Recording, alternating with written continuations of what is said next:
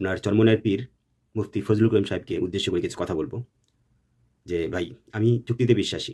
যেহেতু আপনি একজন আলেম, নিজেকে মুফতি বলে দাবি করেন এবং একজন ধর্মীয় নেতা বলেও নিজেকে দাবি করেন।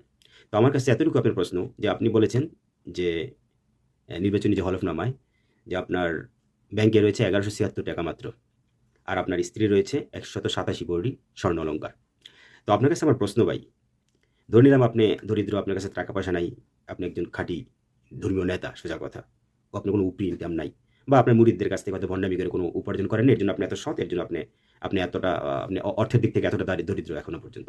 ঠিক আছে? অর্থাৎ আপনি একজন পুত পবিত্র এবং নিষ্পাপ, সেটা বোঝানোর চেষ্টা করেছেন এই ১১৭৬ টাকা আর প্রমাণ দেখিয়ে। তো আমার কাছে আপনার এতটুকু প্রশ্ন, যেহেতু ভাই আমি অত্যন্ত যুক্তিতে বিশ্বাস করি। তো আপনার স্ত্রীর যে ১৮৭ ভরি স্বর্ণ, এই যে যখন আমাদের রমজান মাস আসে, হুম? তো আমরা জানি যে তখন আমাদেরকে আমাদের যতটুকু অর্থ সম্পদ রয়েছে মজুদ, সেটার একটা নির্দিষ্ট পরিমাণ একটা জাকাত দিতে হয়। যেহেতু ইসলামের ৫ টি স্তম্ভ কালেমা, নামাজ, রোজা, হজ, জাকাত, এবং আ জাকাত আমাদের জন্য ফরজ করা হয়েছে। তো সেই জাকাত আপনি কোত্থেকে দেন ভাই? এই যে ১৮৭ ভরি স্বর্ণ অলংকার আপনার মজুদ রয়েছে আপনার স্ত্রীর, সেটা তো জাকাত দিতে হয়, তাই না? এখন যদি আপনি বলেন যে, "না ভাই, আপনার তো টাকা পয়সা নাই। মাত্র ৳১১৭৬ আপনার ব্যাংকে আছে। আপনি জাকাত দিবেন কোত্থেকে?" এটা অত্যন্ত সিম্পল একটা উত্তর, এবং এটাই স্বাভাবিক। আসলে আপনার জাকাত দেওয়ার মতো ক্ষমতা নেই। আর আমার প্রশ্ন হচ্ছে, যদি আপনি জাকাতই না দিতে পারেন, তাহলে আপনি নিজেকে একজন কিভাবে আলেম বলে দাবি করেন, মুফতি বলে দাবি করেন? আপনি একজন ধর্মীয় নেতা, আপনার তো বোঝা উচিত যে জাকাতের গুরুত্ব কতটুকু, এবং জাকাত দিতে হবে কিনা। এবং জাকাত না দিলে আপনি একজন মুসলিম হিসাবে নিজেকে কতটুকু শক্তিশালী মুসলিম বলে দাবি করতে পারেন, সেটা একটা প্রশ্নের বিষয়। এবার আসি অন্যান্য দলের প্রসঙ্গে। ধরেন বিএনপি, এনসিপি, ধরেন বাতিল হওয়া দলগুলো, আওয়ামী লীগ হোক, জাতীয় পার্টি হোক, যেগুলো আবিজাবি যেগুলি হোক না কেন, ওগুলো আমার জানার লাভ নেই। অন্য দলগুলো কিন্তু নিজেদেরকে ধর্মীয় দল বা ধর্মীয় নেতা হিসাবে কিন্তু তারা নিজেদেরকে পরিচয় দেয় না। ঠিক আছে?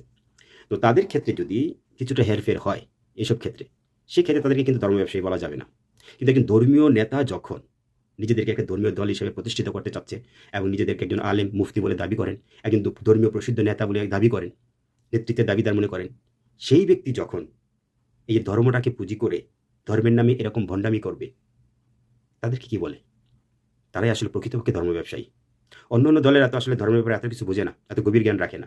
সুতরাং তাদের হিসাবটা এবং আপনাদের হিসাবটা যদি আমি তুলনা করতে যাই, তাহলে অত্যন্ত ভয়ংকর একটা বিষয়। যদি আপনারা এই ধর্মের ব্যাপারে কোনো উদাসীনতা দেখান, বা ধর্মের যে নিয়মকানুন সেগুলো থেকে আপনারা বিচ্ছিন্ন হয়ে যান, ঠিক আছে? আল্লাহর যে আইন কানুন সেগুলো থেকে আপনারা গাফিল হয়ে যান, তাহলে বুঝতে হবে সেটা হচ্ছে প্রকৃত ধর্ম ব্যবসায়ী। যেহেতু আপনি ধর্ম সম্পর্কে জ্ঞান রাখেন, গভীর জ্ঞান রাখেন। সুতরাং আপনাদের তো এই ভুল হওয়ার কথা না। আপনারা ভুল করা মানে আপনারা প্রকৃত ধর্ম ব্যবসায়ী। ঠিক আছে? আর অন্যান্য দলগুলো তো ধর্মের ব্যাপারে এত গভীর জ্ঞান রাখে না। তাদের ক্ষেত্রে কিছু হেরফের হতেই পারে। ঠিক আছে? আমি কারোটাকেই সলিড মনে করতেছি না।